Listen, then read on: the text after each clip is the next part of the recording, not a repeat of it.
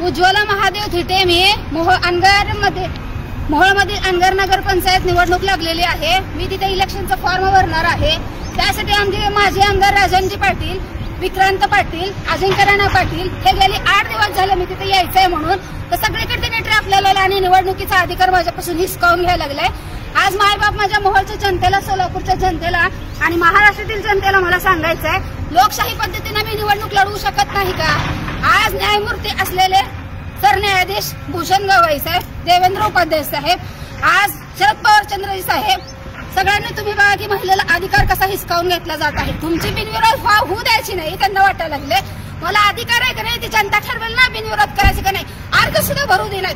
यावलीच्या कॉर्नरला हजारो माणसं उभा केलेले आहेत, हिवऱ्याच्या कॉर्नरला, देवळीच्या कॉर्नरला. आणि पोलीस प्रशासन काय करताय? 8 दिवस झाले ह्यांना प्रोटेक्शन मागते मी.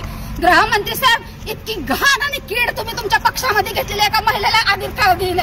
सगळे आज मायबाप जनतेला, भारतातल्या लोकांनी बघावं कसा आमचा निवडणुकीचा अधिकार हिसकावून घेतला जाते. प्रत्येक ठिकाणी ट्रॅप लावलं. 7 ते 7, 8 गाड्या माझ्या मागे लावलेल्या आहेत आणि हे पोलीस प्रशासन मला अजिबात देत नाही प्रोटेक्शन.